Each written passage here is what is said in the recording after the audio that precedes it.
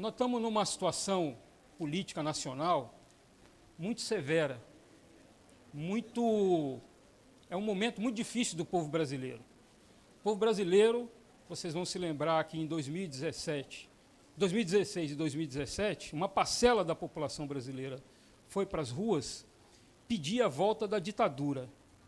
Isso é um negócio inimaginável. No Chile, na Argentina, no Uruguai, no Equador, todos os países que estão em crise. Detalhe, essas crises desses países, no Chile, no Equador, que tem uma característica diferente, na Argentina, que vai voltar ao peronismo agora no dia 27, né, com a eleição do Fernandez e da Cristina Kirchner, nenhum desses países pediu a volta da ditadura. Tem alguma coisa errada com uma parcela da nossa população. Esse debate da reforma sindical, da reforma da Previdência, da reforma administrativa, cujo objetivo principal é acabar com a estabilidade do servidor, não é uma agenda apenas do Congresso ou do presidente Bolsonaro. É uma agenda do mercado. Portanto, ela não é a nossa agenda. Não serão decisões consensuais no Congresso esse debate não vai depender de decisão consensual. Negar esse debate, portanto, não é a solução. A situação nossa, a metáfora que eu vejo como mais representativa para a gente tentar entender esse momento é a seguinte: o torpedo foi lançado, nós estamos contando na contagem regressiva, torpedo lançado, 15 segundos para o impacto. Isso não quer dizer que nós vamos esperar o impacto, nós não podemos esperar o impacto. Então, nós começamos a contar para ver quais são as medidas, as atitudes dissuasórias que nós temos que tomar. Então, não vai ser interditando esse debate sob esse falso argumento, não nosso, não do Pascoal agora, mas da CUT, de dizer que esse não é o momento. Quem disse que era o momento de discutir essa reforma da Previdência? Nesses termos que foram colocados, uma reforma que foi paramétrica e estrutural. Nunca discutimos reforma da Previdência estrutural. Nós só discutimos reforma da Previdência paramétrica. E, dessa vez, foi uma reforma paramétrica e estrutural. Porque essa agenda não é nossa. Essa agenda sequer é do presidente Jair Bolsonaro, que é nosso inimigo. Essa agenda é do mercado. Então, negá-la sob o falso argumento de que não é hora de debater, não está correto. Nós temos que nos antecipar. O movimento sindical tem que ter a capacidade de apresentar a sua proposta, porque vem uma proposta do governo. Então, como é que nós vamos debater isso no Congresso, que é a instância mediadora, será o fórum mediador para tratar desse assunto e de outros assuntos que nos afetam negativamente. Então, esse é vamos dizer assim, a compreensão conceitual desse debate político que está em curso, cuja agenda não é nossa. Nós não temos o controle dessa agenda. E esse debate não será decidido por consenso. Então, se fosse assim, negar o debate seria correto, porque não tem consenso, não tem debate. Então, esse é o primeiro, vamos dizer assim, esse é o primeiro mito que a gente tem que derrubar na compreensão desse debate. Essa agenda não é nossa, ela não será decidida por meios consensuais. Portanto, negá-lo é um equívoco. É um equívoco. Toda essa agenda, e o Bolsonaro foi colocado lá porque foi o que compreendeu melhor esse quadro, não se trata dele ser despreparado, de ser um imbecil, de ser um estulto, porque essa agenda não é dele. Então, não depende dele. O Congresso Nacional vai deliberar independente do governo. Mas o governo vai ter que encaminhar uma proposta e é infinitamente pior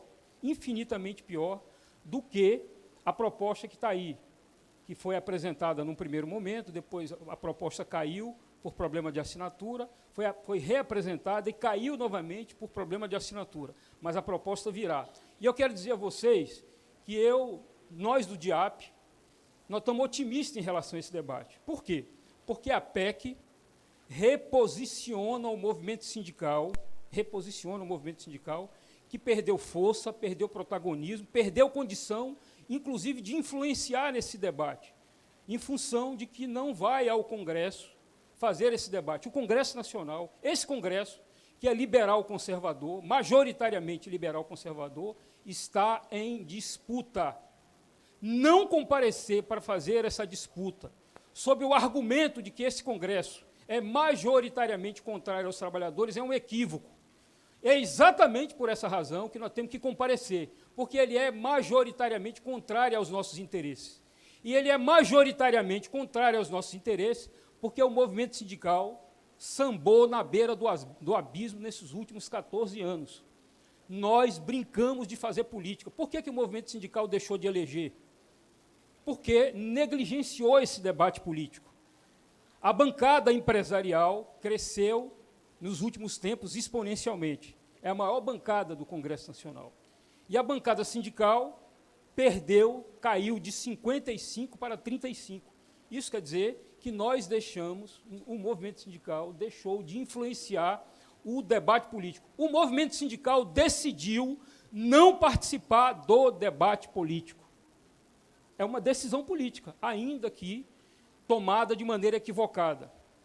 Talvez não tomada de uma maneira consciente, mas decidiu, por inação, não participar do debate político. Se você não participa do debate político, você deixa de influenciar.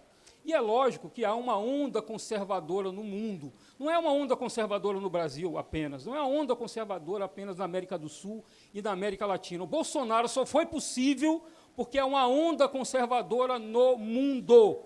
No mundo. Qual a justificativa da eleição do Macron? O Macron não era uma figura exponencial na França. É a não política, é a não organização.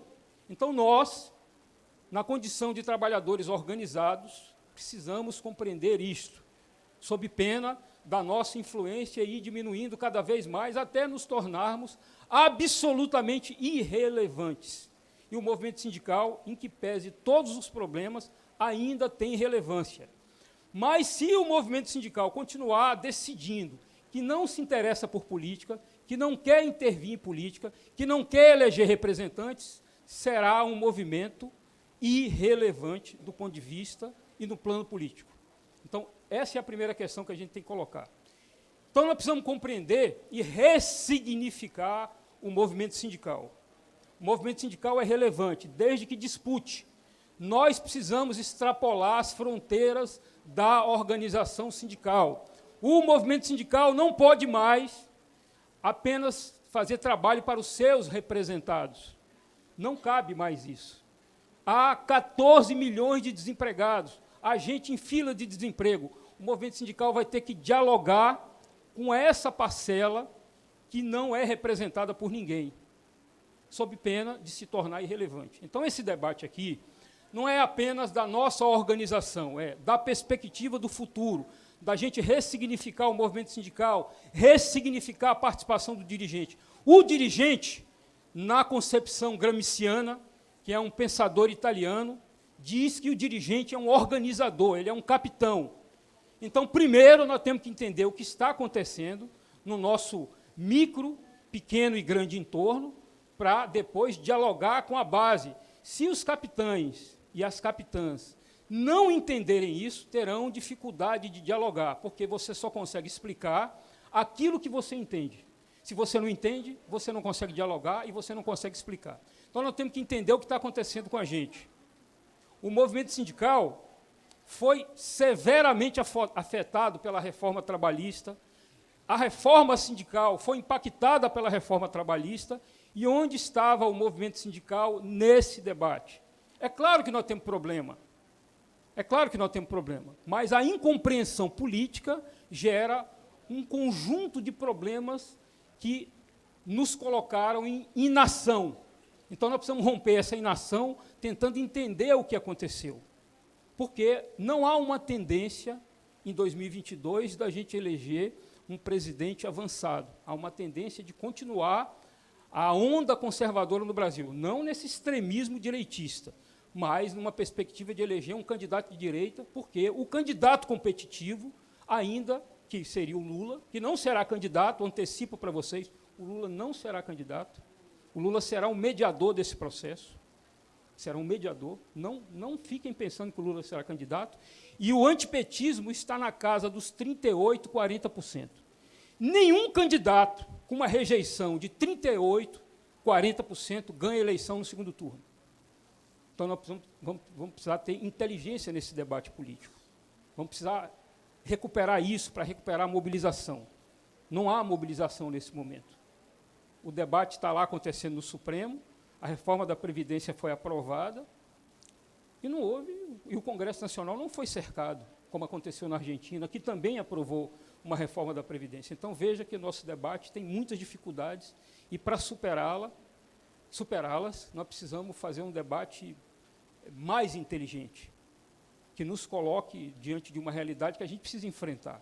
O fato da gente negar a realidade não quer dizer que ela não exista, não quer dizer que ela não nos afetará, de um jeito ou de outro, positivamente ou negativamente. Então, a PEC da reforma sindical, ela cria dificuldades, mas também cria possibilidades. Então, não negar esse debate, desinterditar esse debate, é fundamental para a gente tratar esse assunto de uma maneira não concordando com o fim da unicidade sindical. Não se trata disso.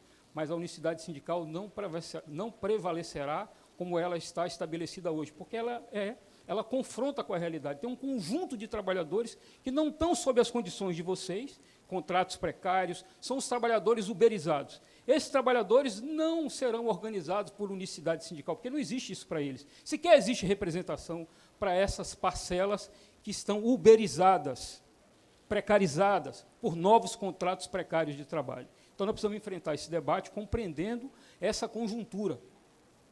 Então, antes de fazer esse debate, nós precisamos entender o que é sindicato, precisamos entender quando surgiu. Tem muita gente que está atuando no movimento sindical que não consegue compreender qual o papel do sindicato e qual o seu papel na perspectiva gramsciana de que dirigente sindical é um capitão que organiza e você só consegue passar alguma coisa se você compreender aquilo. Se você não compreender, você tem dificuldade de passar, de explicar. Precisamos entender que essa luta para a implementação dos direitos dos trabalhadores depende fundamentalmente dos sindicatos, porque o sindicato é a única estrutura, é a única organização que representa e que defende direitos na condição de um trabalhador trabalhando, empregado, com carteira assinada, tendo salário e tal. Fora disso, quem que representa essa parcela de 14 milhões de desempregados? Quem representa? É essa gente que nós precisamos correr atrás para também representar. Porque se nós não conseguirmos fazer isso, nós vamos ficar cada vez mais irrelevantes do ponto de vista histórico. Que faz o sindicato? Ele contribui para a distribuição de renda? Nós precisamos entender isso, nós precisamos dialogar isso com o trabalhador para que ele venha para o nosso lado. O sindicato é fundamental do ponto de vista da distribuição de renda. Quando o sindicato faz uma negociação, ele desconcentra uma parte da renda no país. O sindicato vai precisar discutir quais são as fontes do direito, vai ter que discutir o seu modelo, que nem será essa unicidade que hoje existe, e nem pode ser a Convenção 87 que a CUT defende.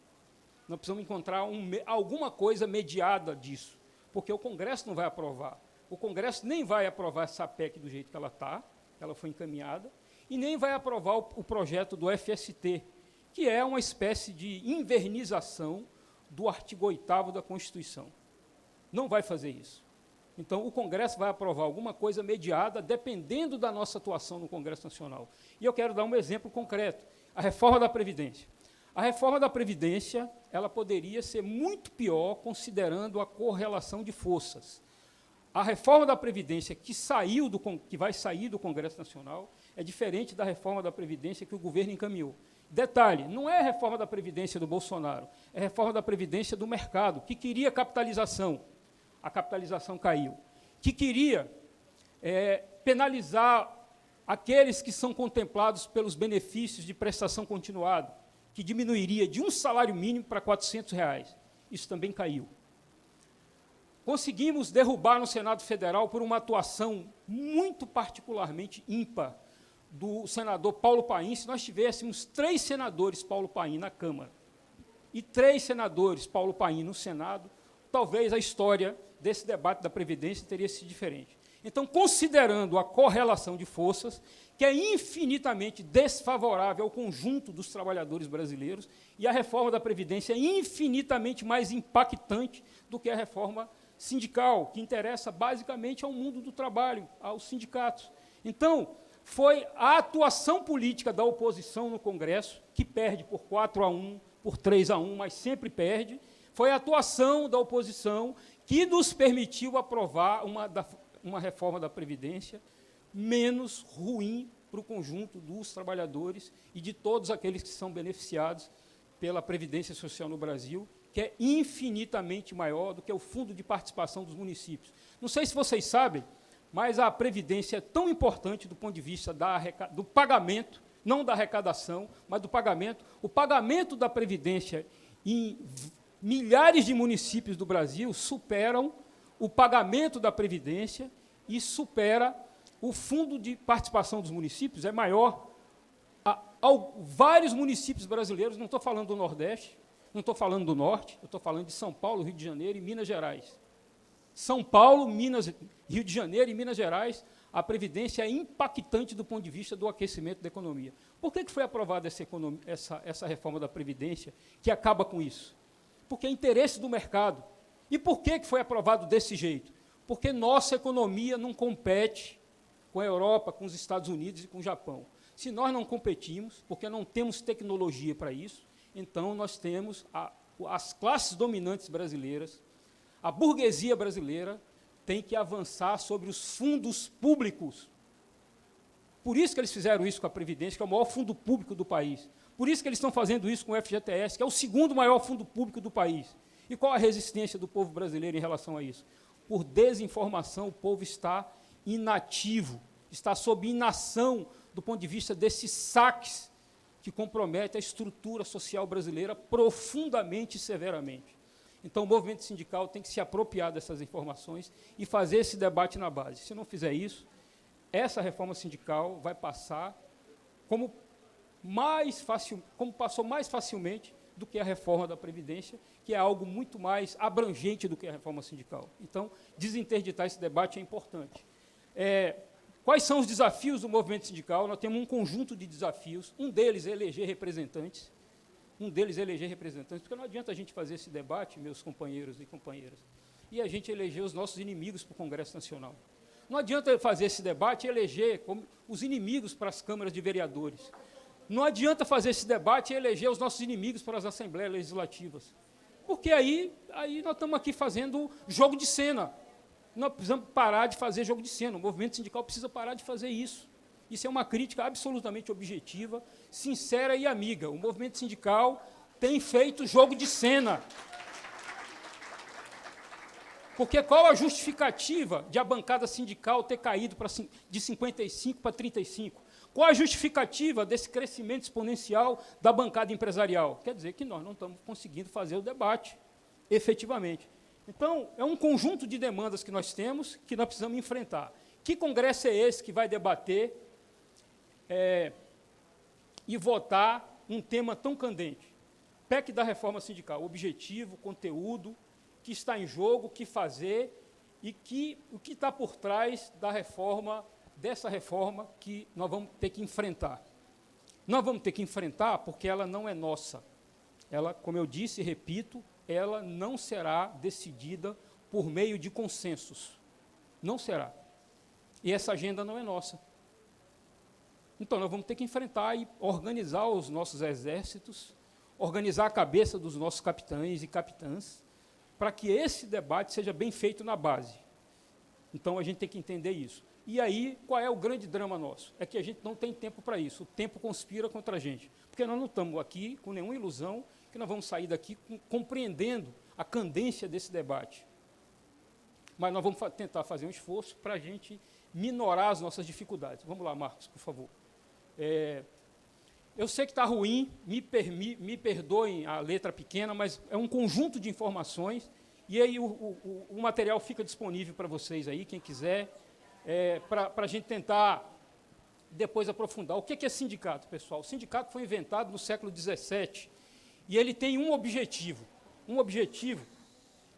que é representar uma comunidade.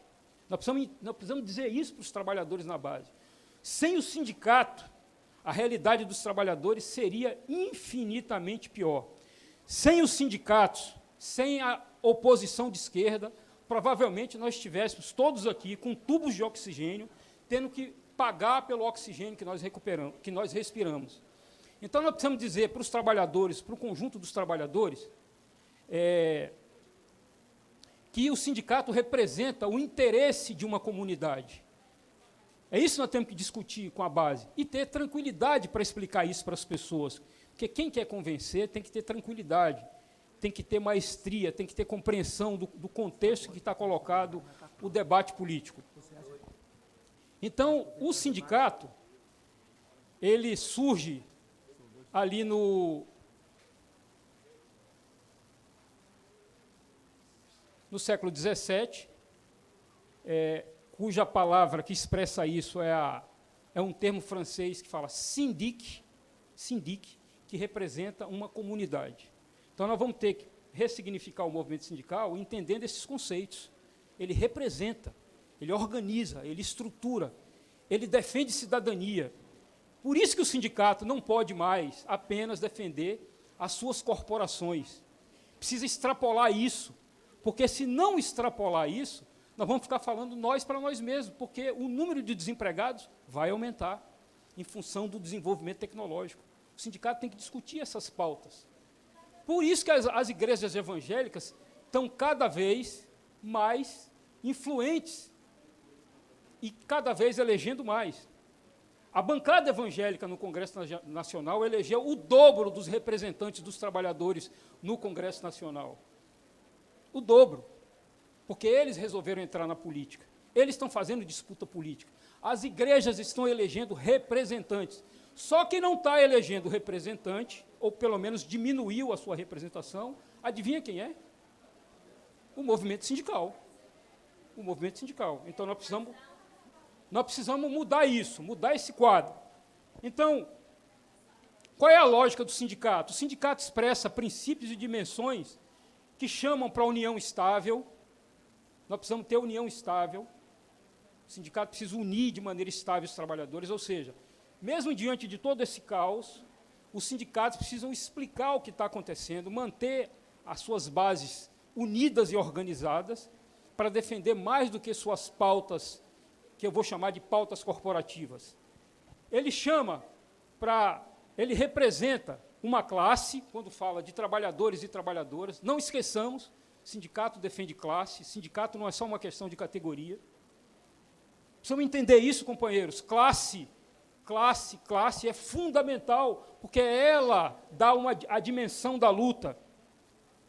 O movimento sindical perdeu essa perspectiva de classe. Ele está apenas na perspectiva econômica. Se nós não resgatarmos a perspectiva de classe, ficará muito mais difícil para o movimento sindical se ressignificar, porque a luta não é meramente econômica. Aliás, a luta nesse contexto é política, fundamentalmente, porque a maioria dos eleitores brasileiros elegeu um presidente fascista. Isso não é retórica. Bolsonaro é fascista. O que é o fascismo? É intolerância, é a escolha de inimigos objetivos e subjetivos, quando inventa Ursal, quando inventa que o Brasil estava sob o comunismo. Olha só, o Brasil estava sob o comunismo com Temer. E uma parcela imensa da população acreditou nisso. Então tem alguma coisa errada com a cabeça do nosso povo, ou de uma parcela expressiva do nosso povo, uma parcela da classe média mais atrasada. Então, é papel do movimento sindical fazer esse debate. Se o movimento sindical ficar apenas discutindo economia e a sua economia, nós teremos dificuldade de fazer mudanças. Então, esse é o papel de classe do sindicato. Nós precisamos defender os interesses da classe trabalhadora com resistência e com consistência. E nós só vamos conseguir fazer isso se houver uma compreensão conceitual do nosso papel. Então, eu estou lembrando Gramsci, quando fala que um dirigente sindical é um capitão. Gramsci é um pensador italiano, comunista, marxista, que falava sobre isso, tem livro, tem literatura sobre isso, que o dirigente é um capitão, que a dirigente é uma capitã, ela tem que organizar. Se não cumprir esse papel, desculpe, mas não está cumprindo o seu papel.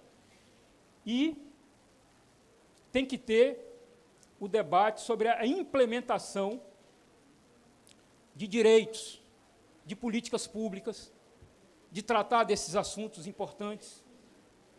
E, por fim, a melhoria da condição de vida, quando fala de distribuição de renda. Então, o movimento sindical vai ter que discutir algumas pautas que nunca quis enfrentar, porque essas pautas, estou dizendo, não no caso dos servidores públicos, eu quero dar um exemplo aqui para vocês entenderem o que eu estou falando. O DIAP fez análise da reforma da Previdência para os trabalhadores do regime geral e fez análise da Previdência para os servidores públicos e os seus regimes próprios. Sabe quantos acessos houve na análise sobre reforma da Previdência para os servidores e seus regimes próprios? 30 mil acessos. Isso para a página do DIAP é uma coisa fantástica. Sabe quantos acessos houve para os trabalhadores regidos pelo regime geral, o INSS? 2 mil acessos. Os trabalhadores da iniciativa privada não debatem Previdência porque não sabem o conceito de Previdência. Se você não compreende o conceito, você tem dificuldade de dialogar sobre o assunto. Então, por isso é importante a gente compreender conceito.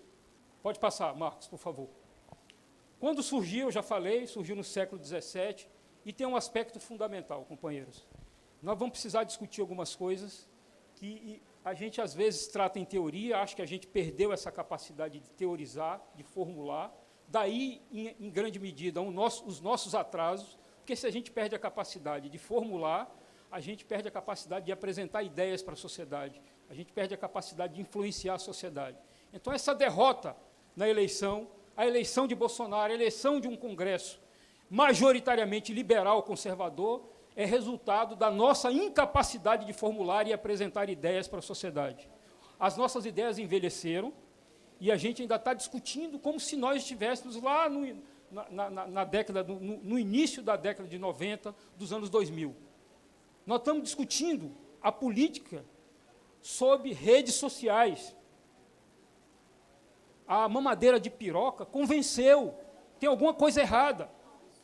A ideologia de gênero convenceu que é uma tese imprecisa vinda dos Estados Unidos, da esquerda norte-americana, é uma tese imprecisa, nenhuma escola está discutindo ideologia de gênero. Isso foi uma invenção. Não existia kit gay, e nós não tivemos a capacidade de dizer isso para as pessoas. Não existia kit gay, não existe kit gay. E as pessoas se convenceram com a mamadeira de piroca. Alguém pode acreditar nisso? Alguém pode acreditar nisso? A última que saiu do Haddad, ali nas vésperas da eleição, é que o Haddad era um assediador e tinha cometido assédio sexual com crianças. Saiu e a Folha de São Paulo desmentiu. Um negócio abjeto isso. Um negócio abjeto. Então, nós fomos vencidos por um conjunto de mentiras que nós não tivemos a capacidade de nos contrapor. Em grande medida, a gente foi um pouco responsável, porque se tem alguma coisa organizada nesse país, é o movimento sindical. Como é que a gente consegue fazer um evento desse aqui, se não tiver alguma organização, se não tiver algum recurso?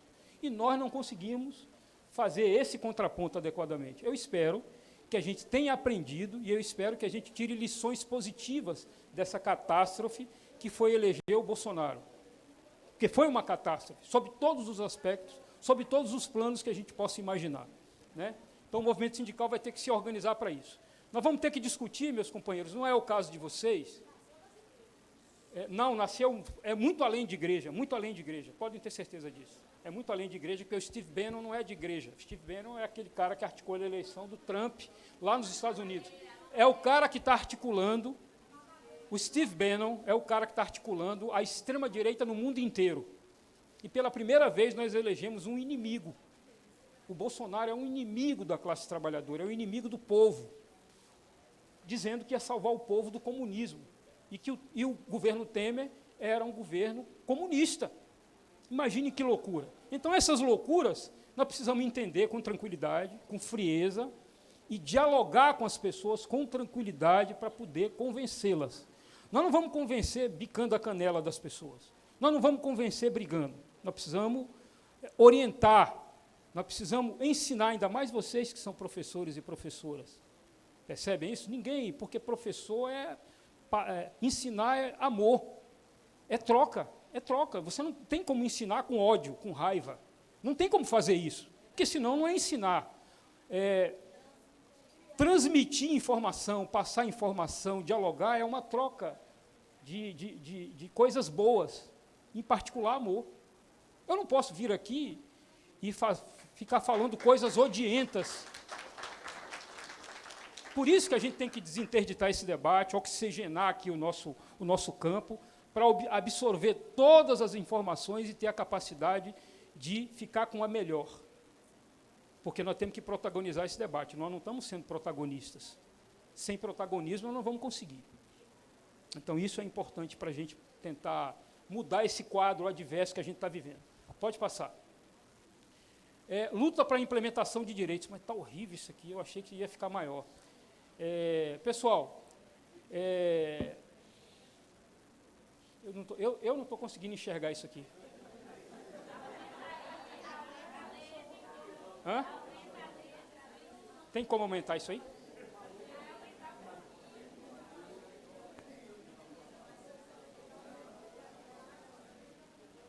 Bom, eu também não enxergo porque eu sou míope e tenho um astigmatismo que vai evoluindo por causa do diabetes, né? Então, eu sou diabético.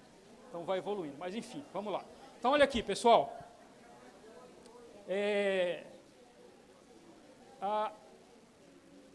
Há uma situação, né? A luta para a implementação de direitos, pessoal, no mundo inteiro,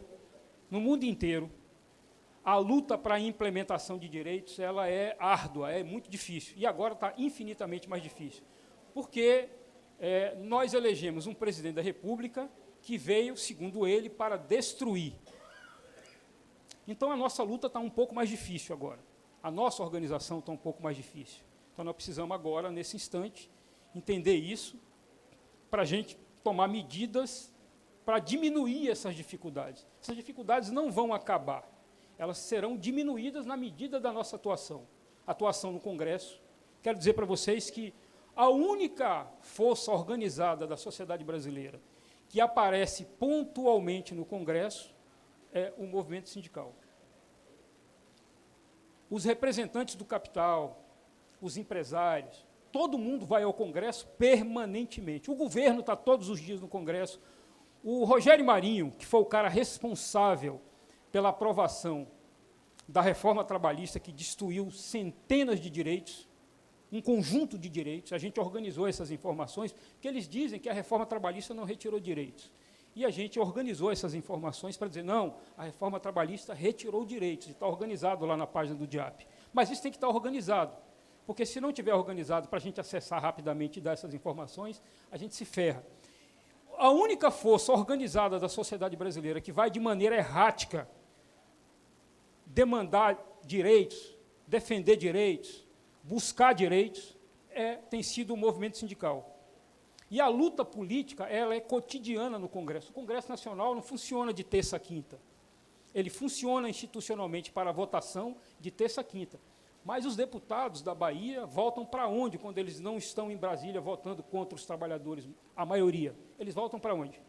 Os deputados da Bahia voltam para onde quando não estão em Brasília? Eles voltam para a Bahia. Eles voltam para a Bahia, para os seus municípios. Eu encontrei eu esqueci o nome dele, ele é de Dias Dávila. Esqueci o nome dele. Cláudio Cajado. Ele veio comigo nesse voo. Eu falei, olha que figura, está voltando para a Bahia, para cuidar das fazendas e tal. Então, eles voltam para a Bahia, eles não ficam em Brasília. Mas, quando eles estão lá votando contra os direitos dos trabalhadores, porque são empresários. Eles representam os interesses do capital.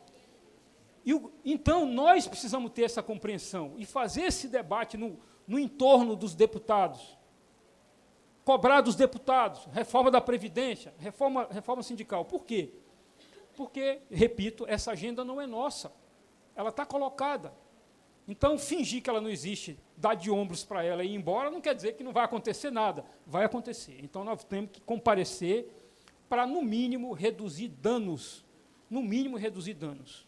Se nós não tivermos essa capacidade de compreender politicamente, e aí não é só uma questão meramente sindical, é uma compreensão da política como um todo. Se a gente não pode vencer o inimigo, pelo menos vamos impor baixas pesadas a ele. Muitas baixas, muitas baixas. Por exemplo, nós impusemos uma grande baixa ao inimigo quando a gente impediu o fim ou impedimos a aprovação do regime de capitalização. Foi uma pesada baixa ao inimigo, não tenham dúvida disso. Essa era a pedra de toque da reforma da Previdência que o nosso debate impediu. Mas a gente não podia impedir toda a reforma da Previdência, porque não era uma demanda apenas do governo, era uma demanda do mercado. Então, é a nossa atuação política que diminui isso. O fato de o time de lá ser mais forte não quer dizer, não pode nos impedir de jogar. Se a gente não compreender isso, fica mais difícil. Nós temos que jogar, porque o jogo vai acontecer. Se a gente não entrar para jogar, qual o resultado? WO. É isso que nós precisamos compreender. Então, o objetivo dessa discussão, dessa desinterdição de debate, é fazermos com que todos compreendam que é necessário fazer o debate político, que ele vai acontecer independente da nossa decisão de não participar. Então, vamos participar. Nós vamos ter que participar, e participar para interferir, para que, se a gente não puder ganhar, que pelo menos a nossa derrota seja muito cara. De tal modo que a vitória do inimigo seja uma vitória de pirro, porque é uma vitória que ele perdeu tanto que, se comparar com a derrota, às vezes dá empate. Essa é a lógica do debate político. Se a gente não pode vencer, vamos impor ao inimigo o máximo de derrota possível. Vamos fazer com que essa vitória seja uma vitória insignificante, do ponto de vista do que eles queriam e do que aconteceu. Então, esse é o debate que nós temos que fazer aqui.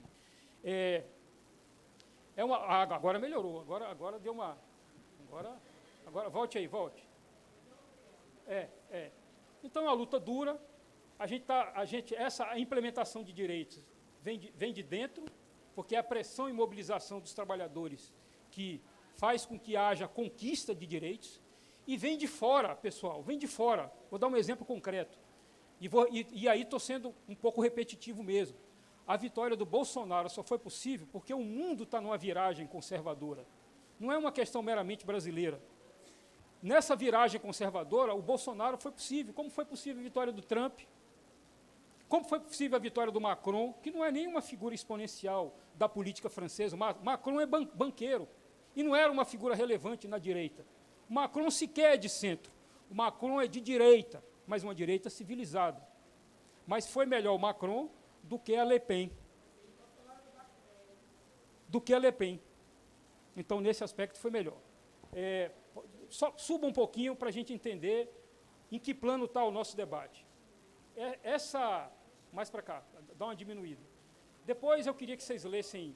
Depois, quando vocês tiverem o material, eu não vou conseguir ler, porque eu não consigo enxergar daqui, pessoal. Não consigo enxergar. Mas essa aqui é a fala do representante da Fiesp, no início do século XX, dizendo que não podia dar férias para o trabalhador, que as férias dos trabalhadores precisavam ser umas férias muito pequenas, porque o trabalhador, na sua insignificância, na visão do representante da Fiesp, lá do início do século XX, dizia que o trabalhador não tinha ambiência, não tinha ambiente para ficar em casa. Sequer ele tinha uma casa organizada para poder tirar férias e poder desfrutar com a família, porque ele não possuía um conjunto de elementos que as classes dominantes tinham e têm para poder desfrutar férias, tirar férias, conviver com a família, assim sucessivamente.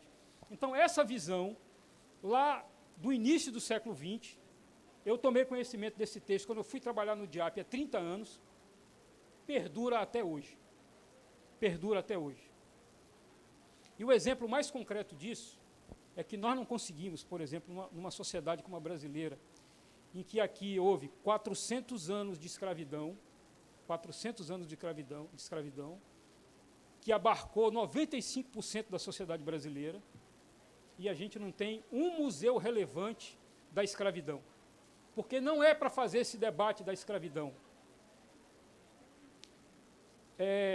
Quem quiser compreender isso que eu estou falando, procure no YouTube um professor chamado Silvio Almeida, e ele diz textualmente: as escolas reproduzem todos os interesses das classes dominantes, todos. do escravismo a essa fase superior que nós estamos vivendo, que é a fase financeira do capitalismo. As escolas reproduzem isso. Não porque os professores sejam escravistas, é óbvio que não. É porque o Estado não quer discutir isso. Porque nós temos entre 54% e 60% da população negra. Então, qualquer transformação aqui passa por esse debate também. E a gente não consegue fazer esse debate, porque aqui não tem racismo. Aqui não tem racismo. Não é assim que todo mundo diz? Não, aqui não tem racismo. Por que aqui é diferente da sociedade americana? Democracia racial. Democracia racial, mas esse debate está interditado. A sociedade americana tem 14% de negros, então dá para incluir 14%. No Brasil, democracia profunda, democracia radical vai ter que incluir 50%, 60% dos negros brasileiros, que estão excluídos do processo. Nós não temos um museu relevante da ditadura brasileira. Nós não temos um museu relevante da ditadura brasileira. Aqui não houve ditadura. Aqui prevaleceu a auto-verdade do Bolsonaro. Por isso que uma parcela da população vira e mexe, vai para a rua, pedindo a volta da ditadura, que é uma imbecilidade. Agora, essa imbecilidade tem uma explicação.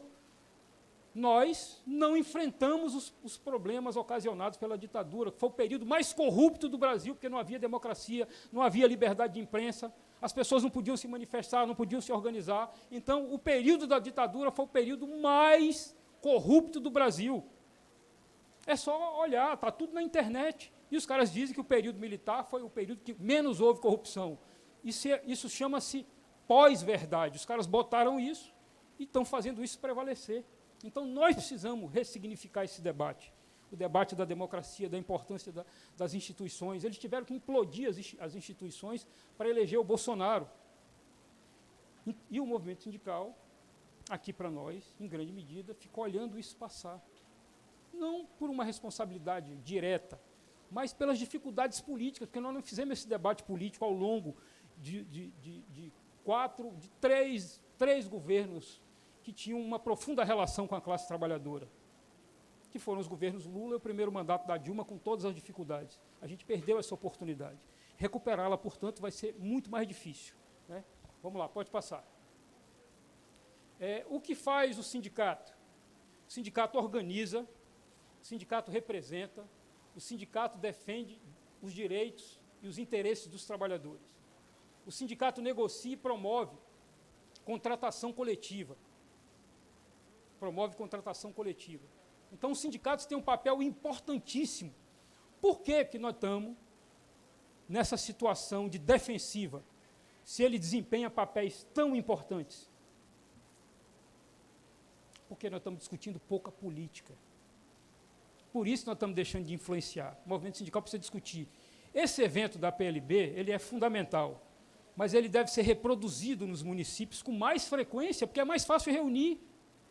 Esse evento aqui é muito difícil, porque trazer uma quantidade enorme de homens e mulheres que deixam os seus afazeres lá nos municípios, famílias, afazeres, compromissos pessoais, e vem para cá passar aqui 3 dias. É muito difícil fazer isso, não é fácil fazer isso. Mas no município é mais fácil. Por que nós não estamos fazendo isso?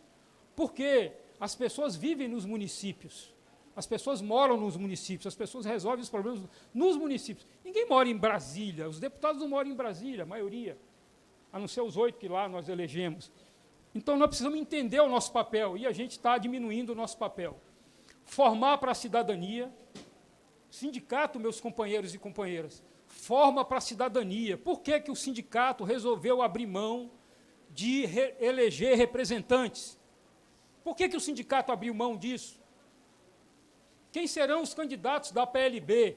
Não para defender os professores nas câmaras municipais, mas para defender a cidadania, para defender a população e, lógico, os professores e professoras. Mas, fundamentalmente, defender a cidadania, fazer um debate cidadão sobre um conjunto de direitos que vão sendo perdidos porque ninguém está tratando deles. Então, esse é o papel do sindicato. Veja como extrapola apenas defender a corporação. Eu quero dar um exemplo, talvez inovador, de como o sindicato pode defender. A UGT está fazendo um mutirão de emprego lá em São Paulo. Periodicamente, a UGT divulga um evento em que eles descobrem, por meio de pesquisa, quem está precisando de trabalhador. Então, ele pega essa ponta das empresas que estão precisando contratar e pega a ponta dos trabalhadores que estão precisando trabalhar e junta essas duas pontas num grande mutirão. O movimento sindical precisa fazer isso. O movimento sindical precisa, quando tiver ajuntamento de trabalhador desempregado, o movimento sindical precisa ajudar essas pessoas.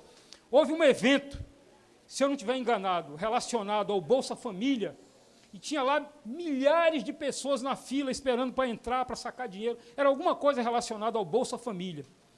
E aquele povo ficou horas e horas na fila esperando para ser atendido. E ninguém apareceu para oferecer um copo de água para aquelas pessoas. Quem poderia ter feito isso?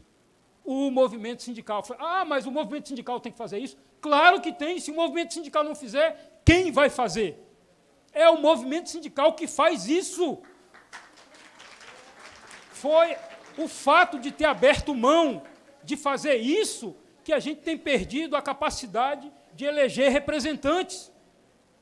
É exatamente isso, meus companheiros e companheiras.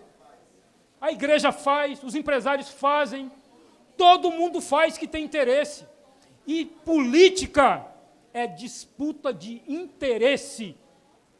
Disputa de interesse, não tem bonzinho e nem malzinho. Política é disputa de interesse. Política é isso, o conceito fundamental é esse. E o movimento sindical está deixando de fazer isso, por um equívoco de compreensão política. Então, e luta por justiça social. O movimento sindical luta por justiça social. É essa perspectiva que dá abrangência para o movimento sindical, é a luta por justiça social. É o movimento sindical. É a esquerda que faz isso. Não é a direita quem faz isso, não são os patrões, não são os empresários. O Brasil é o único país que tem sindicato de empresário. É uma loucura isso. Não tem cabimento o Brasil ter sindicato de empresário. Qual a lógica de sindicato de empresário? Sindicato é representação de interesse de classe trabalhadora. O patrão, em tese, não precisa de sindicato, porque ele tem a mídia, ele tem jornais, ele tem rádio, ele tem um conjunto de ferramentas que os colocam em vantagem, normalmente, em relação ao trabalho. O capital, em geral, tem vantagem em relação ao trabalho. Por isso que os trabalhadores precisam se organizar. Não tem nada mais importante que foi criado na humanidade do que a organização dos trabalhadores. Se não fosse a organização dos trabalhadores, as coisas seriam muito, mas muito mais difíceis. Porque eram assim lá no início do capitalismo, com o advento da Revolução Francesa. Então, nós precisamos entender, nessa perspectiva de ressignificar, nós precisamos entender qual é o papel do sindicato. Pode passar, Marcos, por favor. O sindicato contribui para a distribuição de renda. Como é que funciona a distribuição funcional da renda? A gente já discutiu isso? Tem uma distribuição funcional da renda, são 5. A distribuição funcional da renda é renda do exterior. O capitalismo brasileiro remete renda para o exterior. Aluguéis. Percebam que os aluguéis nunca perdem. Você pode manter o aluguel congelado, mas ele nunca reduz. Alguém aí teve redução de aluguel que foi reduzido? Aluguel que foi reduzido? Você mora de aluguel, aí chega lá o dono do imóvel e diz assim, olha, eu acho que o aluguel está muito caro, vamos reduzir. Aconteceu isso com alguém? Pois é. Então, na distribuição funcional, viu, pessoal? Na distribuição funcional da renda, o aluguel nunca perde. Lucro. Pode dar uma... Lucro. Alguém ouviu falar que houve redução de lucro de empresário, dos banqueiros, por exemplo? Essa é mais uma perna da distribuição funcional. Juros. Você tem uma inflação baixíssima e tem os maiores juros de cartão, de cheque especial do mundo. Qual a justificativa para isso? Não tem justificativa. Então, juros nunca perde. Sabe quem perde na distribuição funcional da renda? Sabe o que perde na distribuição funcional da renda? Os salários. Por isso a importância dos sindicatos. Vocês conhecem alguma instituição que luta por aumento de salário, fora o sindicato? Fora do sindicato, quem mais luta por aumento de salário? Por direito do trabalhador, por ampliação de direito, por manutenção de direito do trabalhador. Tem alguma outra instituição? Tem. Só que ela só funciona depois que o trabalhador perde, que é o Ministério Público do Trabalho, que é o direito do trabalho, que é a justiça do trabalho. Fora essas, o único que defende o trabalhador, na condição de trabalhador, para que ele melhore de vida, é o sindicato. Por que, repito, pergunto para a nossa reflexão, aqui e depois, por que o sindicato está perdendo influência? Por quê? Por que o trabalhador só procura o sindicato quando ele está lascado, quando ele está ferrado? Pessoal, por quê? Pessoal, porque há um estímulo ao individualismo, há um estímulo a que não haja organização, há um estímulo para que a gente não lute de maneira organizada. O capitalismo faz isso todo o tempo. Ele usa os desenhos animados, ele usa as novelas, ele usa os filmes, ele usa a imprensa, ele usa todos os instrumentos possíveis e capazes para estimular a desorganização e o individualismo. Se o movimento sindical não compreender isso e tentar fazer essa disputa minimamente, nós vamos continuar perdendo. Então, vocês que são capitães e capitãs precisam entender isso. Isso não é retórica, tem nada com retórica. Essa disputa é uma disputa que nós somos obrigados a fazer. Ou então a gente abandona. Aí cuida da vida, vai para a igreja, que a igreja é a questão do indivíduo. E a nossa luta coletiva impõe essa compreensão, seja no partido político, seja no sindicato. Então, a ressignificação passa pela compreensão mais radicalizada desses conceitos. Então, na distribuição funcional da renda, o único que perde na distribuição funcional da renda é o salário. Por isso que nós temos que ter luta permanente, porque nenhuma das outras perdem. O aluguel não perde, porque ele pode ficar congelado, mas ele não diminui. O juro, quem que mais fatura com juro num país como o Brasil? Banco. Vá num banco precisar de dinheiro, ele arranca até sua, sei lá. Enfim, então, no debate que nós precisamos ressignificar, nós precisamos entender, meus companheiros e companheiras, esse debate da distribuição funcional da renda. Quando que nós discutimos isso no sindicato? Quando que nós discutimos isso no sindicato? Então, nós vamos ter que discutir isso para compreender o significado da nossa luta, o significado do sindicato, do ponto de vista orgânico, do ponto de vista político, do ponto de vista da disputa política, do ponto de vista da eleição dos nossos representantes. Se nós não tivermos representantes, nós vamos continuar perdendo. Ora, como é que nós queríamos ter uma reforma trabalhista equilibrada, com a maioria representando o mercado, representando o capital, representando os patrões? Não podia ser, porque, do ponto de vista numérico, são 230 deputados empresários ou representantes e 35 representantes dos trabalhadores na Câmara dos Deputados. Como é que podíamos disputar? Não podíamos disputar. E com as dificuldades do movimento sindical. Então, esse é um outro elemento. Tá, pode passar. Fontes do direito. E eu nem entrei na reforma sindical, tenho 10 minutos. Mas vamos lá. Quais são, basicamente, as três fontes do direito? Do direito do trabalho. As três fontes. A lei em sentido amplo, que é a Constituição, as leis ordinárias, as leis complementares, enfim. A negociação coletiva. Por que eu estou dizendo isso, companheiros? Por que eu estou dizendo isso? Porque nós formulamos lei. Os contratos coletivos, as convenções coletivas, são leis. Fora o Estado, os únicos que produzem lei somos nós do movimento sindical, porque as convenções têm poder de lei. Quando elas não são respeitadas, você pode judicializar. Por que nós estamos perdendo importância? E a terceira fonte são as sentenças normativas. sentenças normativas do governo, do Ministério Público do Trabalho e assim sucessivamente. Então, nós precisamos entender o significado do movimento sindical para fazer esse debate da nossa importância. Então, nós precisamos debater mais. E o trabalhador não vem para o nosso lado, não é porque, majoritariamente, ele não tem interesse pelo sindicato. É porque a gente não está produzindo coisas interessantes para ele. É isso. Nós temos muito mais capacidade porque nós somos organizados, ou pretendemos ser organizados. Então, se a gente se organizar, a gente consegue pensar as coisas, produzir as coisas e apresentar as coisas. Mas se a gente só ficar discutindo salário, mas se a gente não se interessar por política e eleição, se a gente não se interessar pela disputa política e social, nós vamos ficar sendo representantes de uma categoria de professores, e só isso.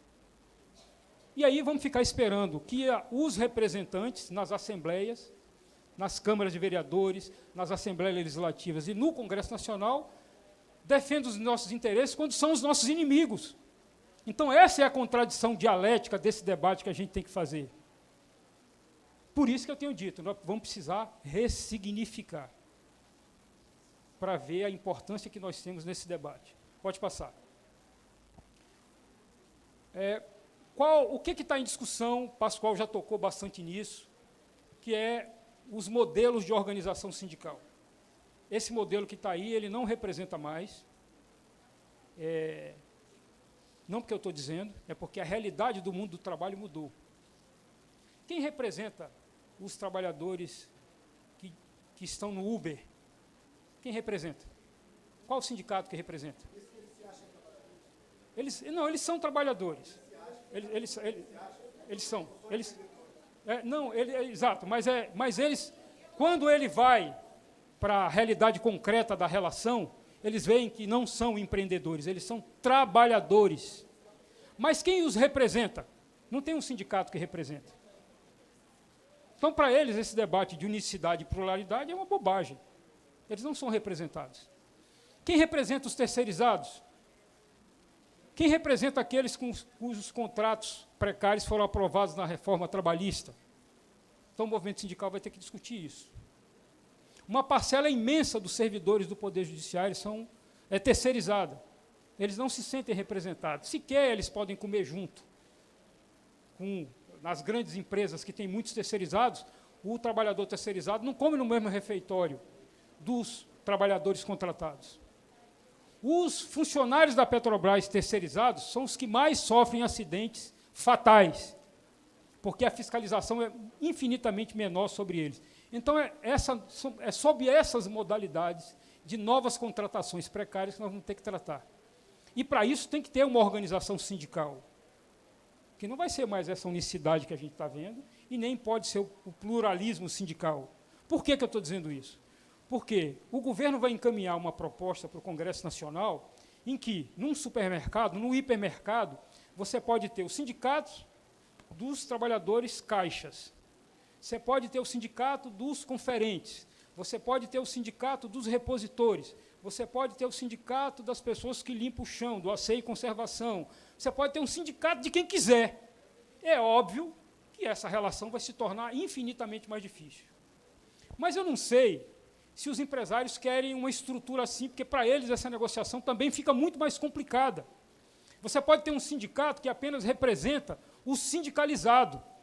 Então, você vai ter duas negociações. Essa negociação vai funcionar de dois modos. Uma para o sindicalizado, que vai ter todos os benefícios do fato de ser sindicalizado, das vitórias ou derrotas da convenção coletiva, e você vai ter o povo que fica fora disso, na lógica, que eu considero vã, de que, não sendo contemplado pela convenção, ele vai sindicalizar. A coisa não funciona assim, automática. Olha, eu não vou ser contemplado pela convenção, logo eu vou me sindicalizar. Não é assim que funciona. O debate é um pouco mais complexo do ponto de vista político.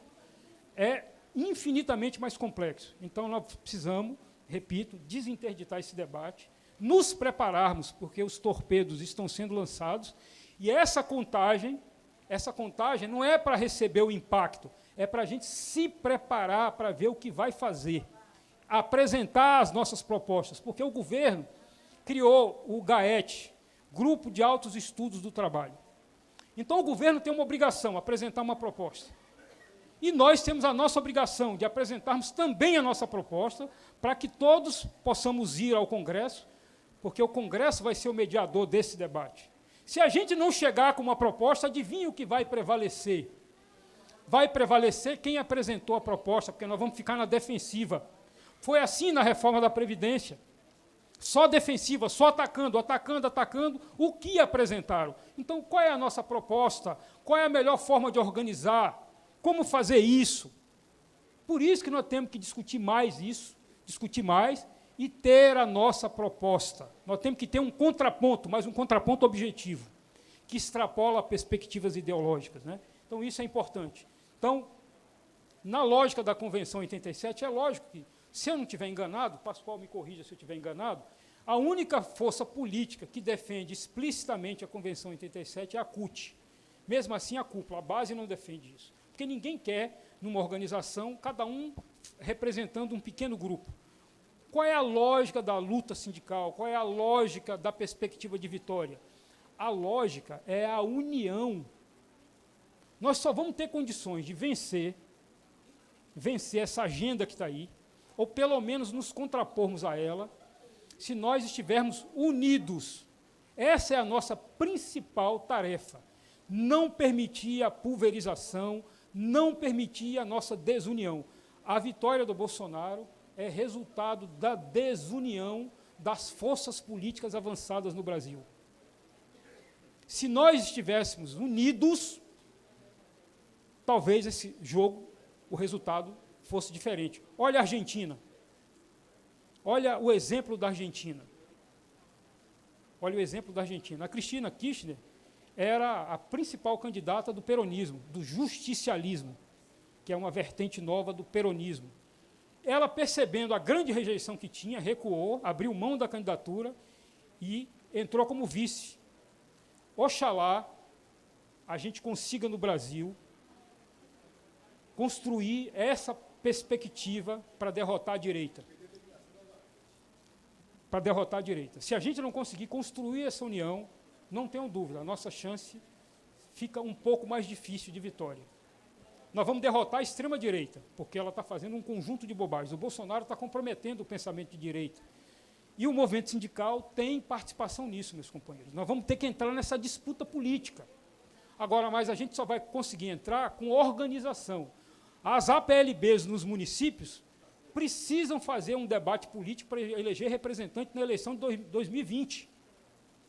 E a APLB estadual precisa contribuir para eleger deputado federal, para contribuir com a eleição de governador e contribuir com a eleição de senador na próxima eleição em 2022 e de presidente da República. Se nós decidirmos novamente que seremos observadores de escritório, nós vamos ser derrotados novamente. Nós fomos observadores de escritório.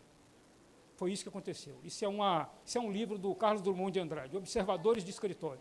Então, por isso que nós vamos ter que ressignificar o movimento sindical. Pode passar. Tá. Quais são os principais desafios? Quais são os principais desafios do movimento sindical? Atrair jovens e mulheres. Nós vamos precisar ter mais mulheres. Porque essa situação de vocês aqui é atípica. No movimento sindical não tem mulher. No movimento metalúrgico, no movimento bancário, enfim, das categorias mais tradicionais do setor privado, não tem mulher e não tem jovem. Não tem jovem. Ou, pelo menos, tem menos do que deveria ter. Então, tem que atrair. O que é que nós vamos fazer para atrair mais jovens e mulheres? Temos que ter um trabalho sobre o sentido da organização da classe trabalhadora. Isso é um desafio. Temos que combater a fragmentação, porque a fragmentação não interessa à classe. Nós precisamos estar unidos. Quanto mais as estruturas forem enxutas, organizadas, estruturadas e unas, mais fácil o debate. Mas é preciso democratizar esse debate também, né? Pode passar. Bom, entrando aqui já no debate propriamente da reforma sindical, como ela foi apresentada pelo deputado Marcelo Ramos. A proposta do Marcelo Ramos, por incrível que pareça, viu, pessoal, é uma alternativa. Porque nem será a proposta do Marcelo Ramos, nem será a proposta do governo e nem será o projeto do FST. Será alguma coisa mediada. Então, nós precisamos nos abrir para fazer esse debate, com todos os elementos que Pascoal colocou. Mas política não é 8 ou 80. A vida não é 8 ou 80. A vida não é 8 ou 80. Quem entrar nesse debate achando que nós vamos levar tudo, está ferrado. Nós nem vamos levar tudo e nem vamos perder tudo. Agora, a correlação de forças não nos permite impor a nossa agenda. Na impossibilidade de impor a nossa agenda, o que devemos fazer? Discutir alternativas. Quais as alternativas menos severas e danosas para o conjunto da classe trabalhadora?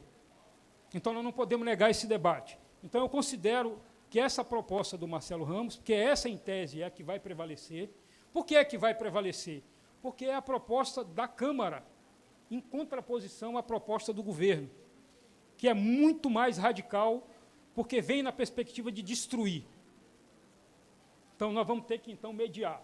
Proposta do Marcelo Ramos, proposta do Fórum Sindical dos Trabalhadores, que é a regulamentação do artigo 8º por meio de um projeto de lei, e a proposta do governo, que a gente não sabe o que é, do ponto de vista do conteúdo, mas a gente já espera que vai ser alguma coisa muito ruim nessa lógica da organização por situação de trabalho numa empresa.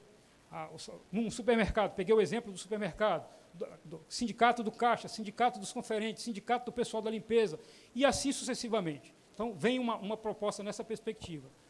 Qual é essa proposta? Ela foi negociada quando a gente articulou no Congresso a derrubada da medida provisória que estabeleceu a contribuição por meio de boleto. Ora, é óbvio que essa proposta, por meio de medida provisória, era para destruir o movimento sindical. Era óbvio. Imagine que se você ia autorizar ter o desconto, aí o sindicato ia mandar pelo correio o boleto, você ia pegar o boleto e ia no banco pagar. Quem ia fazer isso? Então, era para destruir. Então, a gente conseguiu derrotar essa medida provisória. Ao conseguirmos derrotar essa medida provisória, nos impuseram a necessidade de debater uma reforma sindical para colocar a estrutura sindical dentro da realidade da classe trabalhadora atual, nesse contexto de transformação, de revolução tecnológica, de revolução 4.0 e um conjunto de mudanças nas relações de trabalho, sob o ponto de vista de direito, sob o ponto de vista tecnológico, sob o ponto de vista organizativo. Então, o movimento sindical não pode imaginar que, nesse conjunto de transformações, a gente ia ficar imune a isso. É óbvio que não, inclusive porque é um governo inimigo. Então, aí eu considero, em alguma medida, uma certa ingenuidade do movimento sindical. Ingenuidade não no sentido de ser ingênuo, ingenuidade no sentido de que não ia haver essa mudança em algum momento. Num governo como esse, é óbvio que não. Então, eu considero a PEC da reforma sindical uma proposta que cria problemas, que cria dificuldades e cria possibilidades. Essa é a perspectiva, é assim que a gente precisa ver, porque na vida é isso. O problema de uns são soluções para outros. E assim sucessivamente. Então, nesse debate da reforma sindical, está colocado esse elemento que a gente não controla, porque essa medida provisória foi do governo. E o Rodrigo Maia falou assim, beleza, ok, eu ajudo a gente derrotar, o movimento sindical, a derrotar a medida provisória, que foi muito drástica. Entretanto, nós vamos precisar discutir a estrutura sindical. Então, o movimento sindical não podia negar isso. Então, nós vamos ter que participar em alguma medida. Pode passar. Qual é o conteúdo da reforma? Qual o objetivo da reforma sindical do governo? Eliminar a unicidade, limitar o âmbito da representação sindical, criar o Conselho Nacional de Organização, é um grupo representado por patrões e empregados que vão determinar como vai ser a organização sindical, como vai ser a arrecadação, se vai ter arrecadação compulsória e assim sucessivamente. É um poder que nem o presidente da República tem. É óbvio que isso vai mudar. Ninguém vai dar esse poder para o movimento sindical e para as entidades que representam os interesses patronais. É óbvio que isso vai mudar. Então, isso está em discussão. Atribuir personalidade jurídica às entidades. Então, esse é o conteúdo. Estipular o âmbito da negociação coletiva. Então, vai mudar, as coisas vão mudar. E deliberar sobre a questão da sustentabilidade, o custeio e financiamento do movimento sindical. Sem financiamento, obviamente, que é impossível ter uma estrutura que tenha capacidade de negociar, de representar, de organizar e estruturar o movimento sindical. Sem recurso não dá para fazer isso. Então, esse é o primeiro objetivo. Objetivo 2, pode passar, Marcos. Objetivo 2. Não, depois eu vou deixar disponível aí. Pode ficar tranquilo, fica tranquilo. Eu falei da organização, que é o Conselho Nacional de Organização Sindical, com 6 representantes. Detalhe, são 12 centrais sindicais. São 12 centrais sindicais. Só pela proposta, a proposta encaminhada, elaborada pelo Marcelo Ramos, serão 6 representantes das centrais, as centrais mais representativas, e 6 representantes das confederações patronais, numa relação de bipartite paritária, ou seja, representante do trabalhador e representante do patrão. O governo não entra aí. Percebam, então, que nós vamos ter que discutir, porque o governo vai entrar nesse debate, ele vai apresentar uma proposta. Então, é uma matéria para o debate. Pode passar. 3, eu estou andando bem rápido. A negociação vai ser obrigatória, ou seja, ela dá importância para o movimento sindical, porque obriga o sindicato a participar da negociação coletiva. Então, isso é importante. Então, o sindicato precisa se preparar. O movimento sindical não pode mais ir para a negociação como nós íamos na década de 80. Dava um chutaço, nós queremos 80% de reajuste. Não, nós temos que levar elementos, dados. Deixa eu dar um exemplo de estudo e reflexão. Não sei se vocês sabem, mas teve a medida provisória da liberdade econômica. Os caras fizeram pesquisa e descobriram que os trabalhadores queriam trabalhar os domingos. Quem não quer trabalhar domingo, sábado, domingo é bancário, é óbvio. É óbvio, o cara se mata a trabalhar de segunda a sexta, ele quer trabalhar domingo? É óbvio que não. Mas quem está desempregado, quem está sem renda, trabalha até no Natal, meus companheiros. Então, isso foi objeto de pesquisa. Qual foi a pesquisa elaborada pelo movimento sindical para se contrapor a essa tese? Qual foi a pesquisa? Nenhuma. Então, a gente vai desarmado para os debates. A gente tem ido desarmado, como nós somos desarmados para a reforma sindical, para a reforma trabalhista. Então, nós, os institutos, nós precisamos recorrer mais nesse debate ao DIAP, no debate econômico, recorrer mais ao DIEESE, porque o debate político não é um debate de achismos e de querências. Eu acho ou eu quero. Não é assim que funciona. Porque os empresários se preparam para fazer esse debate. Eles têm estatísticas. Não é só uma disputa para aumentar o lucro. Há pesquisa, o cara fala, não, vamos apresentar essa proposta aqui, porque há demanda em relação a isso. E a gente não se apresenta com elementos objetivos para nos contrapormos a essas demandas do mercado. Então, o movimento sindical, grande parte das nossas crises, tem relação com o nosso amadorismo. Nós precisamos superar esse amadorismo, debatendo mais, tendo mais pesquisa e tal. Então, pode passar. 4º ponto, do ponto de vista do conteúdo. Vai ter uma transição, pessoal. Vai ter uma transição, Pascoal, e eu não acredito que vai prevalecer a transição proposta, que está contemplada na proposta. Não vai ser essa, é óbvio que não. Por isso que nós vamos ter que fazer pesquisa. Qual o grau de sindicalização? Qual o percentual de sindicalização? Nós vamos ter que formular um entendimento objetivo disso, para a gente tentar aprovar no Congresso Nacional um percentual que seja realista. Porque você não vai ter 50%, você tem 60%, 70%, 80% dos professores sindicalizados na PLB. Mas na iniciativa privada não é assim que funciona. Então, uma proposta ela tem que ter rebatimento na realidade concreta, porque senão não é real, você está discutindo algo que não é real, porque não tem rebatimento na realidade. Então, não vai prevalecer esse percentual na transição. Pode passar. Qual vai ser a transição, pessoal? É a transição de um ano, e nesse período de um ano tem que comprovar uma sindicalização mínima de 10% de trabalhadores em atividade. Pascoal, a gente comprova e consegue fazer em um ano, nos moldes atuais, uma sindicalização de 10%? Isso nós vamos precisar entender. A gente consegue isso? Se a gente consegue, a gente vai para o debate. Se a gente não consegue, a gente tem que ter a capacidade de formular uma proposta realista. Num período de 10 anos... Tá. Gente, nós pedimos encarecidamente aos companheiros e companheiras presentes que a gente possa ouvir. É uma falta de respeito a gente trazer alguém de Brasília, Pascoal Carneiro aqui, e os companheiros não têm a dimensão desse debate e ficam conversando, interrompendo quem quer ouvir. Então, quem não quiser, por favor, lá fora conversa, tem uma piscina lá fora bonita, não tem problema nenhum, e vocês deem conta a sua base, o que vocês vieram fazer aqui. Muito obrigado. Pronto. Excelente, vamos lá. Então, continuando. Nós conseguimos, nessa transição, em 10 anos, ter uma filiação de 50% mais um dos trabalhadores em atividade? A gente consegue? Isso é análise. Em 10 anos, a gente consegue transformar uma sindicalização que gira em torno de 15% a 20%. A gente consegue transformar em 50% mais um? Isso é análise.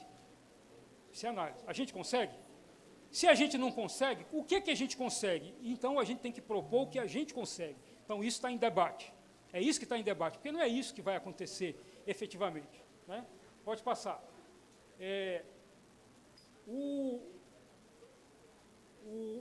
No conteúdo do debate, o que é que a gente considera entidade sindical? Não sei se vocês sabem, mas as centrais sindicais, elas não são consideradas entidades sindicais.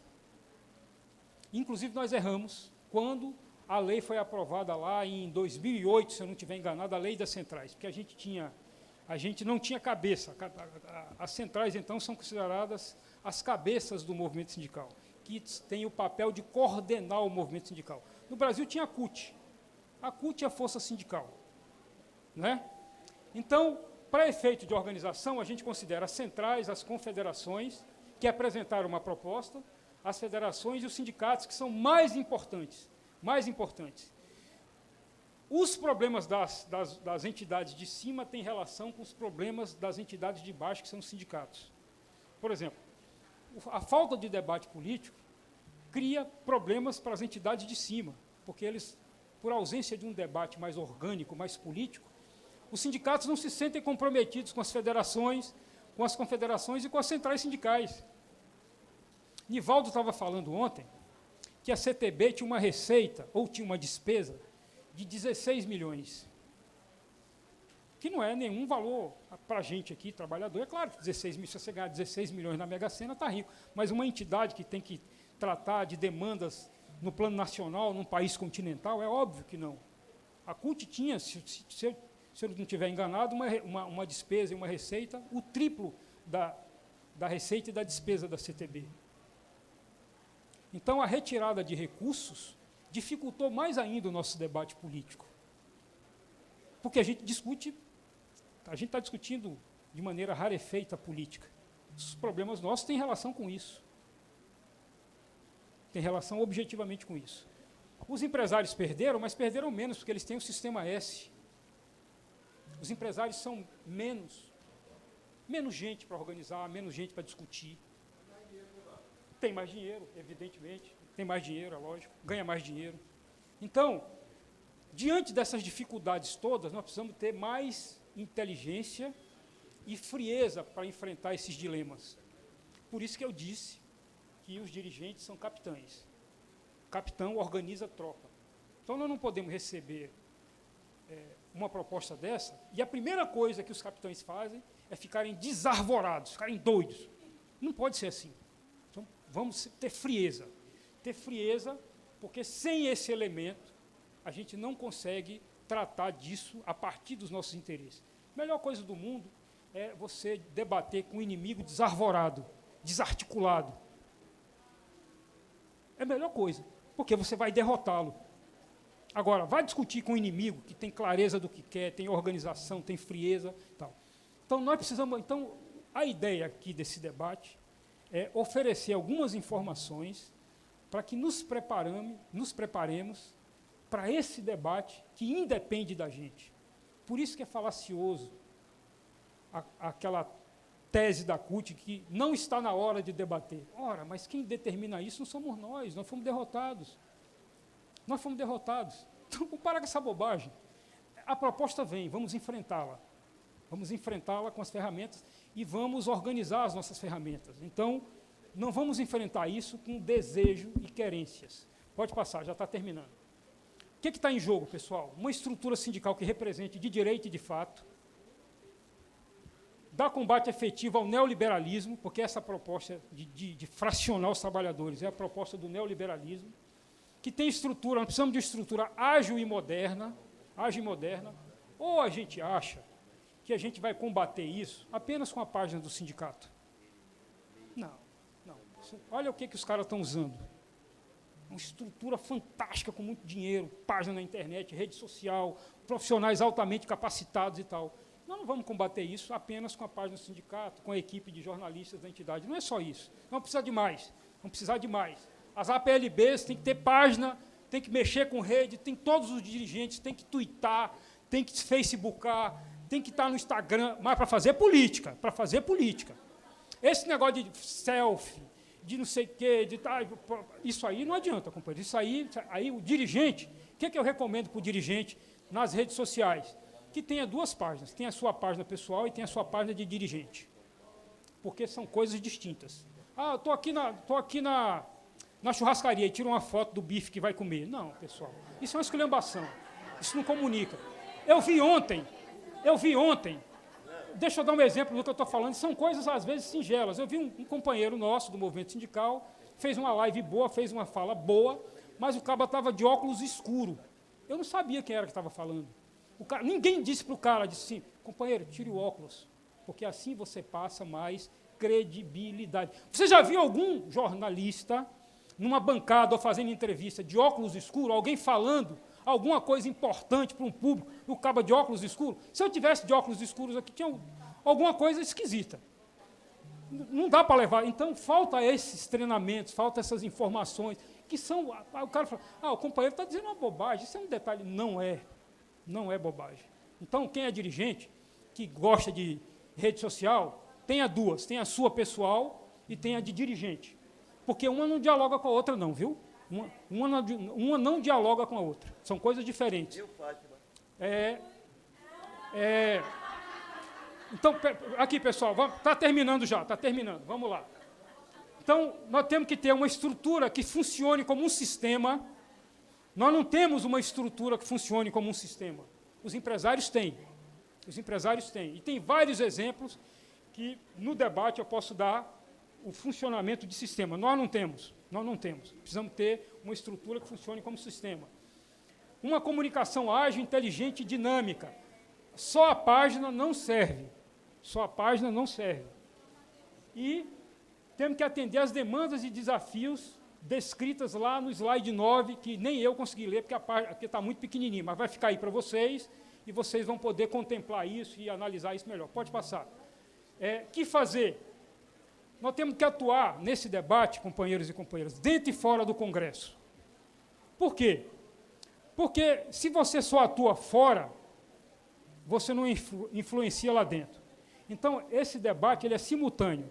Nós temos que discutir com os representantes do povo, aqui no Estado, e temos que discutir lá no Congresso. Temos que nos organizar para isso. Brasília é muito longe mesmo, e é caro ir para Brasília, sobretudo agora, nesse momento. Mas nós vamos ter que encontrar meios de fazer isso. Se não tiver jeito de ir para o Congresso, de fazer plantão lá toda semana, nesse debate, nós vamos ter que fazer plantão aqui, procurar os caras aqui, porque eles moram no Estado. Temos que atuar de forma profissional. Por quê, companheiros? A política, ela é profissional. Só elege quem tem dinheiro, só elege os profissionais. Não tem mais coisa armengue na política. Não tem coisa mais mambembe na política. Ou é profissional ou não é profissional. Por que a gente não elege? Porque os nossos candidatos, eu vejo, aqui no estado da Bahia não deve ser muito diferente de Brasília. Então, vejo lá, 4 meses antes da eleição, acaba lança a candidatura. Tem futuro isso? Claro que não. Porque ele fala assim, vem cá, quanto você tem de dinheiro? Ah, eu não tenho dinheiro. Você já articulou com quantas lideranças? Eu não articulei com ninguém. Você tem que estrutura? Eu não tenho estrutura. Eu falei assim, oxe, então o que tu está fazendo aqui? Tu não disputa, porque essa disputa é profissional.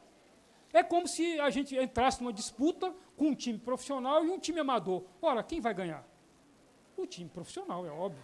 É óbvio, então a política é profissional. Como é que nós vamos querer fazer essa disputa se a gente não profissionalizar? Ter assessoria para orientar como nós vamos ter que fazer esse debate no Congresso Nacional, porque o jogo é profissional. O jogo tem regras que a grande maioria do movimento sindical não compreende, porque o Congresso tem regras. Então, para dar um exemplo concreto, por exemplo, num dia desses, lá num debate, num grupo, alguém falou assim, não, porque essa proposta, estão querendo articular para essa proposta ir direto para o plenário. Eu disse, não, a proposta não pode ir direto para o plenário, porque é inconstitucional. A proposta ela passa primeiro pela Comissão de Constituição e Justiça, porque se a Comissão de Constituição e Justiça disser que a proposta é inconstitucional, ela será arquivada. Então, ela obrigatoriamente tem que passar primeiro pela Comissão de Constituição e Justiça. Depois, ela vai para uma comissão de mérito, para discutir o mérito da proposta. E aí tem prazos, tem regras, tem um conjunto de regramentos que impõem uma parcimônia no debate. Não pode ser assim, vapt-vupt. Não existe vapt-vupt. Nesse debate, não. Olha como foi a reforma da Previdência. A reforma da Previdência chegou em fevereiro no Congresso. Ela foi aprovada agora em outubro. Porque tem regras, tem prazos, tem datas, enfim, tem um conjunto que a gente precisa acompanhar, que a gente pode manobrar, se tiver atuação profissional.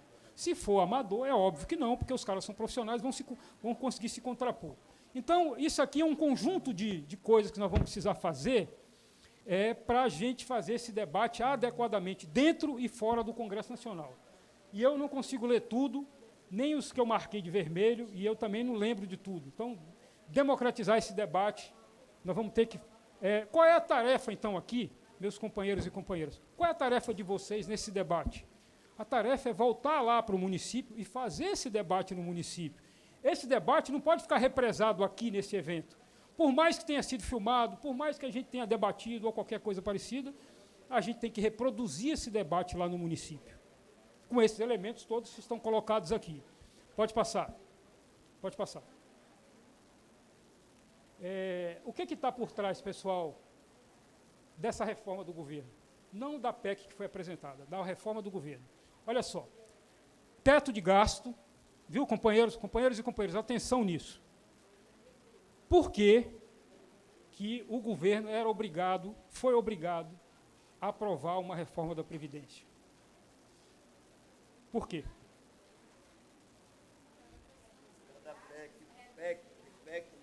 Por causa da PEC de gasto, da emenda do gasto público. É inimaginável um país em desenvolvimento, o Congresso Nacional aprovar uma emenda constitucional que congela gastos por 10, renovável por mais 10 anos, em termos reais. O Brasil cresce, vegetativamente 2% ao ano. 2% ao ano. Porque as pessoas não vão deixar de ter filhos, as pessoas não vão deixar de demandar saúde pública, escola pública, segurança, enfim, as demandas todas de uma sociedade que cresce, uma população que cresce. Então, o Brasil cresce vegetativamente 2% ao ano, independente de qualquer coisa. Porque você não vai pedir para as mulheres não terem mais filhos, para os casais não planejarem filhos, para não ter mais demanda de escola pública, de saúde pública, e assim sucessivamente. Então, qual é a lógica do congelamento de gasto? Qual é a lógica do congelamento de gasto? Só um candidato discutiu isso na eleição de 2018. O congelamento de gasto tem rebatimento numa realidade particularmente brasileira. Por quê?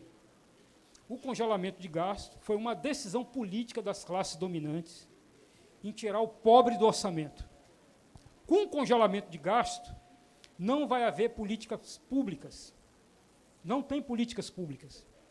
Por quê que a burguesia brasileira, por que as classes dominantes brasileiras tomaram essa decisão política? Porque as classes dominantes brasileiras não competem no mercado externo. Nós não competimos com o Japão, não competimos com os Estados Unidos, não competimos com os países europeus da OCDE. Se a gente não compete, o lucro da burguesia diminui. A perspectiva da manutenção dos interesses de classe da burguesia diminui. Para manter isso, tem que avançar sobre o orçamento público, retirando o pobre do orçamento. Então, a primeira tarefa, congelar gasto. Reparem bem, congelaram gastos primários, saúde, educação, segurança, infraestrutura, e todo aquilo que o povo precisa para se desenvolver. Mas não congelaram os gastos financeiros. Quando você está em crise, você quebra o cartão de crédito e foca nas suas despesas fundamentais. Não. Eles mantêm o cartão de crédito, porque quem manda nisso são as classes dominantes, e congelam os gastos primários, saúde, educação, infraestrutura e assim sucessivamente. E para dar efetividade ao teto de gasto, o governo precisava fazer a reforma da Previdência de maneira paramétrica e de maneira estrutural, como foi essa. Por quê? Por quê? Por que o governo foi obrigado a fazer uma reforma da Previdência por demanda do mercado? Por quê? Hã? É por isso, mas por quê? Por que eu estou fazendo? Eu estou forçando aqui para instigar a inteligência de vocês. Por quê? Porque a Previdência é a segunda despesa do orçamento federal. Está em torno de 24%, 29%. A principal despesa são os gastos financeiros, que giram em torno de 42%, 51%. Ou seja, 2/3 do orçamento federal vai para pagar os juros e a rolagem da dívida pública. Se a gente não inverter isso, nós estamos ferrados. Daí, e avançar sobre o maior fundo público da sociedade brasileira, que é a Previdência Pública. E poderia ter sido pior. Então, nós precisamos, companheiros e companheiras, dominar esse debate. O único que falou sobre isso foi o Ciro Gomes. Esse debate está interditado na sociedade brasileira. Por isso que você não viu ninguém falando um contraponto sobre a reforma da Previdência. A grande imprensa não entrevistou ninguém que era contra a reforma da Previdência nesses parâmetros que foram estabelecidos e que foi aprovada no Congresso Nacional. Então, o movimento sindical precisa discutir isso. Né? Vamos lá. Depois tem reforma trabalhista. A reforma trabalhista impactou quem? A reforma trabalhista impactou quem? Ou o quê? Impactou a Previdência. Previdência. Porque a reforma trabalhista colocou milhões no desemprego. Se o cara está desempregado, ele não paga a Previdência. Ele impactou a renda do trabalhador. Os trabalhadores ganham menos, os acordos são menores. Então, quanto menos salário, quanto menos renda, menos previdência. Isso é uma lógica. Isso não foi uma coisa solta. Emenda do teto de gasto, reforma trabalhista, reforma da Previdência, daqui a pouco vem reforma tributária. E tudo isso tem uma lógica. E essa lógica, ela impacta o mundo do trabalho. E para acabar com a resistência, ou para reduzir a resistência, tem que afetar a organização sindical. Então, tem uma lógica encadeada, dialética nisso. Por isso, reforma sindical. Então, camarada Pascoal, esse debate não depende de nós. Tem uma lógica nisso. A lógica do governo, que é contra, a lógica do mercado, que demanda isso. Então, a gente não discutir reforma sindical sob o falso argumento de que Não está na hora, está muito cedo. Não é isso que é o problema brasileiro. O problema brasileiro são os 14 milhões de desempregados. É óbvio que os caras querem discutir estrutura sindical, porque quanto menos estrutura, quanto menos organização, quanto menos debate em relação a essa questão, mais fácil aprovar a agenda neoliberal, meus companheiros. Então, a tese da CUT é falsa. Eu não vou dizer mentirosa, porque não é mentirosa, mas ela é falsa, porque os caras não querem enfrentar esse debate sob um falso argumento. Nós vamos ter que enfrentar esse debate, queiramos ou não. Então, o que está por trás da reforma sindical são um conjunto de demandas do mercado, cuja agenda não é nossa. A gente vai discutir querendo ou não. Se a gente não discutir, nós vamos perder para o WO. Então, é melhor quebrar um monte de joelhos. Lembra aquele filme, um filme que os presidiários foram jogar contra os guardas? Aí o cara queria convencer os presidiários a jogar contra os guardas. Eles não queriam jogar. Assim, o que a gente ganha jogando com esses caras? Assim, nós vamos quebrar esses caras. Nós vamos quebrar alguns ossos dos policiais que massacram a gente cotidianamente aqui. Então, é isso. A gente vai ter que jogar. A gente não tem alternativa. A gente não tem alternativa. A gente vai ter que jogar. Então, esse debate vai impor a nós todos uma capacitação que a gente ainda não tem, mas que eu acho que a gente pode conquistar, construir, por meio do debate político. Eu não sei se é o último slide, pode. Muito obrigado, então, e a gente abre o debate.